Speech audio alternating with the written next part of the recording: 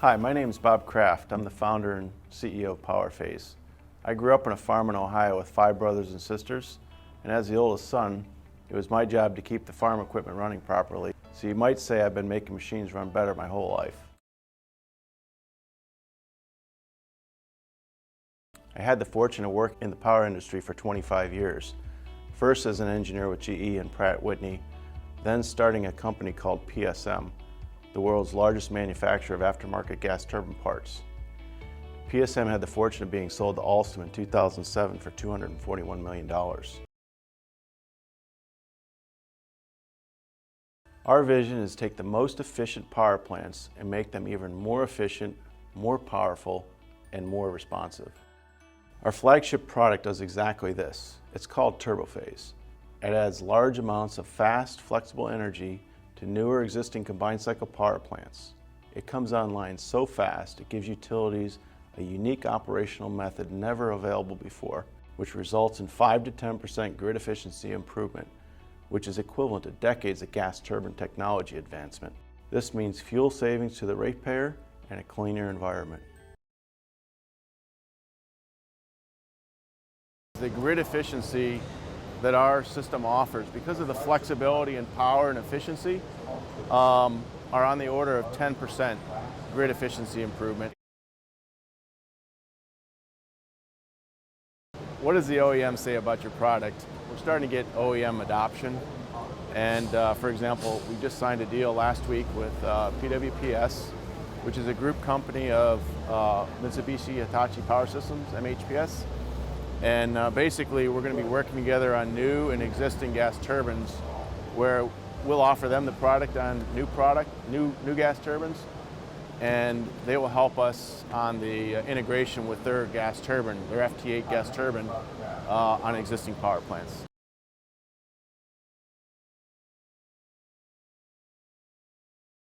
So I'm a 37-year GE veteran, retired a few years ago. I trained as a mechanical engineer.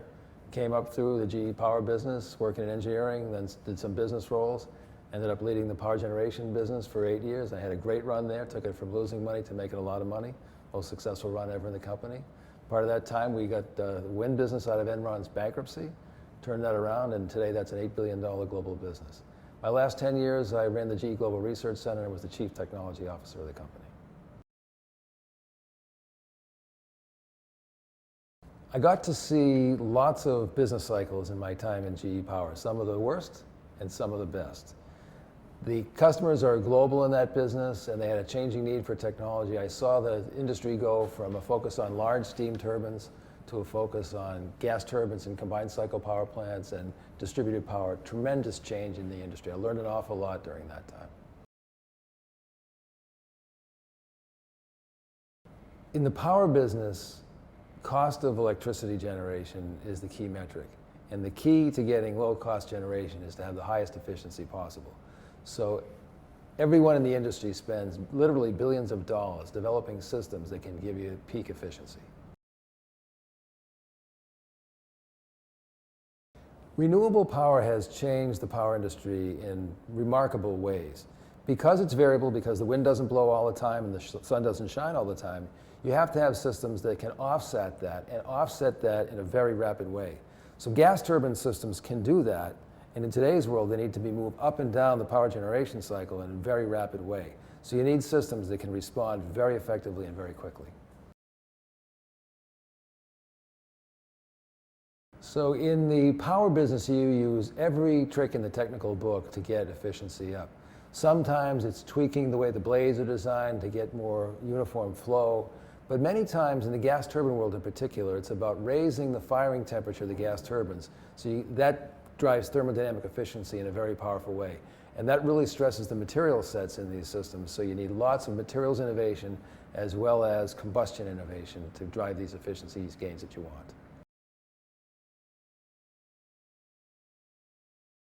Yeah, there's a balancing act going on in the power industry. You see the drive toward bigger and bigger power plants around the world. And the reason for that is economy of scale. If you have a gas turbine plant, you'd like it to be big and to generate lots of power and get all the economies of scale you can get out of that.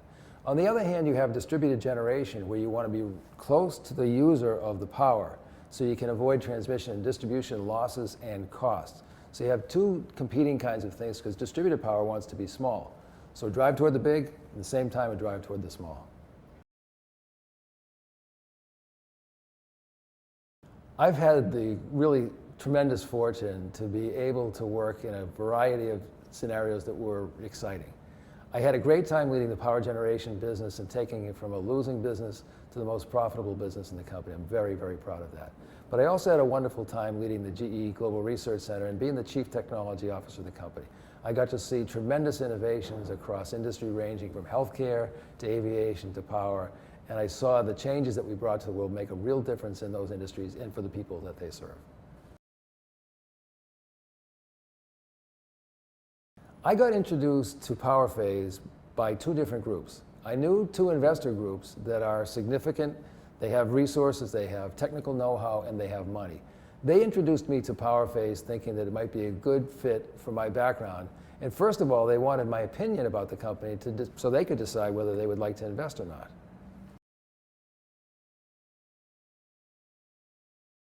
I knew about Bob Kraft before I got engaged with Powerphase. I knew him as a successful entrepreneur, as a guy who understood technology and could build a global business.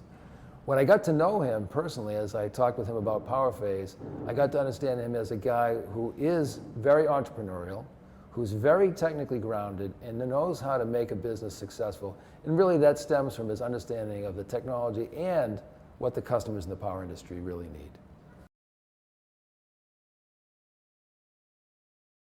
I think customers everywhere can benefit from the Turbophase product. It really has a whole host of benefits that are significant. It can boost power, it can raise efficiency, it can provide operating flexibility, it can provide energy storage, and it can even extend parts lives. That's a basket of benefits that not many technologies have, and it can do it safely and cost effectively. It's a really nice package. Aeroderivative gas turbines tend to cycle a lot, means they go up and down in power output to suit customers' needs for rapid demand. Powerphase is very complementary to that. It can inject air when it's needed. That means the power can go up when it's needed. It can do it rapidly, so it can respond very quickly. It's a perfectly compatible product for aeroderivative gas turbines. The Turbophase product is very nicely complementary to both new and existing power plants. What I mean by that is that you can add on a Turbophase system without disrupting the power plant as a whole. So you can see a really nice way for this to be added on quite nicely to new or existing power plants. OEMs can benefit from this quite nicely if they partner with Powerphase. Because Powerphase can bring in a nicely added product, it can boost efficiency and add power to these systems in a very attractive way that I don't know that any other system can do. It's a very nice complementary addition. So when I think about the future for Powerphase, I get very excited. Because it is a safe, reliable, cost-effective product, it can be added on to power plants very easily. What I think will happen is that customers and OEMs will see the benefits of this system and they'll adopt it very quickly. What that means is I can see Powerphase and Turbophase systems all over the world taking hold quite rapidly and a great business with great benefits for our customers and partners.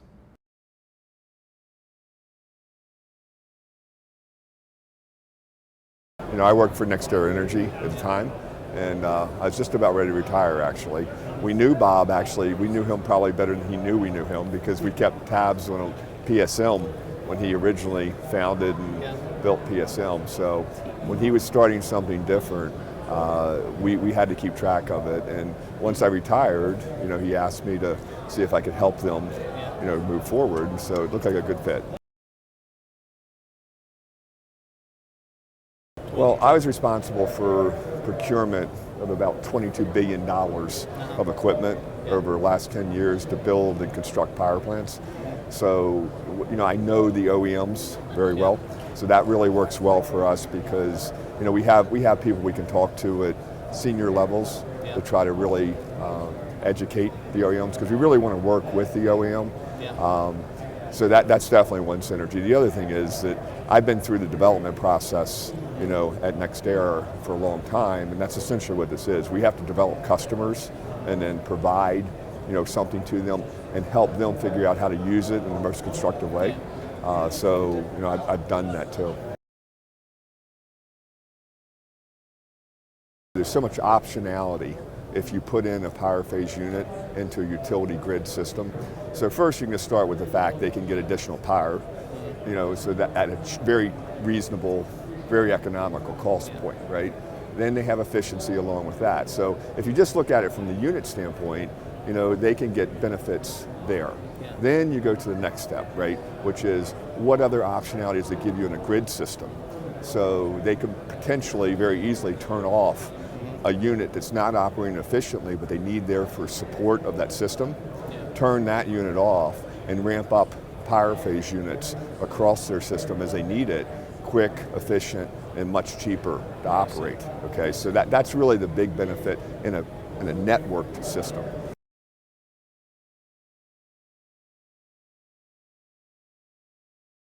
Graduated college late 70s. I was a computer science major, a double majored in marketing. After leaving college, I became a salesman for computer plug-compatible peripherals.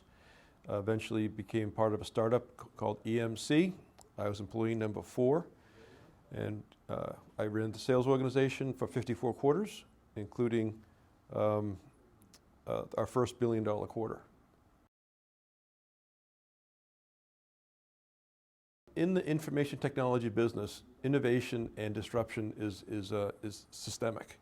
In fact, every aspect of information technology is built on the generation previously. And here we have the energy industry being disrupted, or specifically the gas turbine combined energy system being disrupted. So in my instance, we disrupted the storage industry, which was the memory devices that store all the bits that you process when you're trying to calculate any aspect of your information technology systems. So here, in our case, the disruption was based on a technology called RAID, redundant arrays of inexpensive disk. Here, the disruption is done with the technology that improves the energy production of gas turbines, which in fact not only causes energy to be less expensive, but more efficient. And there's a great deal of parallels here. So breaking into that industry as a sales organization is the biggest challenge. You've already accomplished an important challenge, which is the technology challenge to enable the product to work. Now what's important is to create sales momentum around that, so it becomes not only a desirable product, but strategically important for every producer of power to have. That is, in fact, my experience. We produced a storage device that no one ever heard about before, that no one ever thought would work, and it became the de facto standard in the world. In fact, when I left, we had 80% of the Fortune 500 companies and 90% of the Fortune 1000 companies across the world using our products. Virtually every major government, every major hospital, every major company were customers, and that's what's going to happen here. Without the great sales organization, engineering wouldn't have had a chance to evolve their platform to be ever more efficient. And without a great platform in the beginning, the sales force never would have got traction. So the two actually were mutually symbiotic.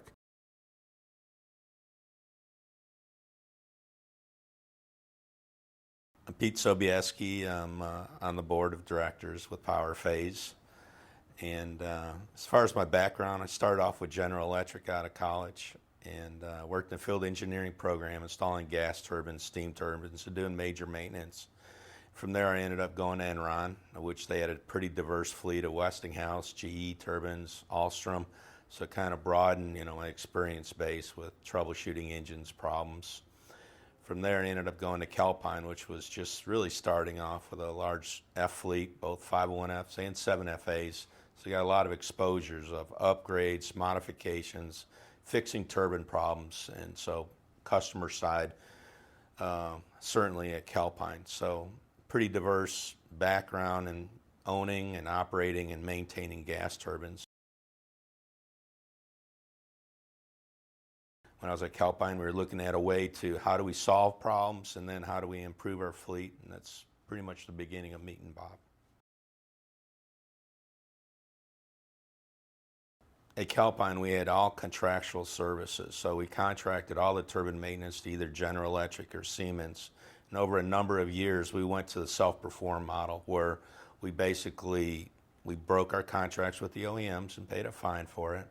And then we went to self-perform, where basically we sourced the parts, modified parts, repaired parts, and we changed the cost structure internally to Calpine very dramatically, and it put us in a bargaining position in the market. Since we had an OEM and only one choice, now we had a lot of choices, and we were willing, and it gave us freedom.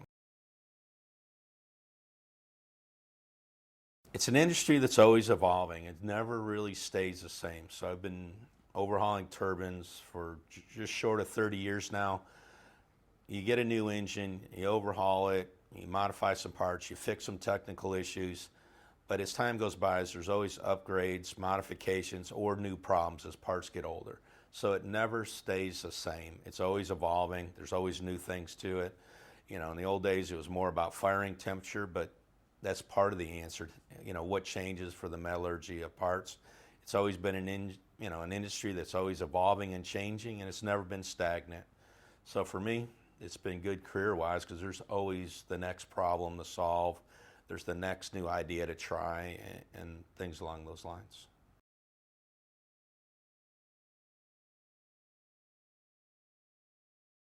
I'm a design engineer by background, mechanical engineer by education. Yeah. Started my career at Pratt & Whitney, military aerospace, on the flight test side. First flight test of the F-22 aircraft back in the late 90s. Wow. And joined Bob over at PSM in 2004 and went through as we built up the low emissions combustion systems, the sub-5 ppm combustors that Bob and team created. Went through the manufacturing of that, the development of our customer service division through our long-term service agreement business, and ultimately into running the Alstom Middle East rollout of the PSM assets. Yeah. So I spent 10 years at PSM. Bob presented me with a great opportunity to join the team over here. Yeah. I spent 6 months looking at the product before I joined the team and to see if I could find a flaw in it. And it is dramatically simple. And honestly, I couldn't. There are so many benefits to the application of the product. We're excited about where the next couple years are taking us.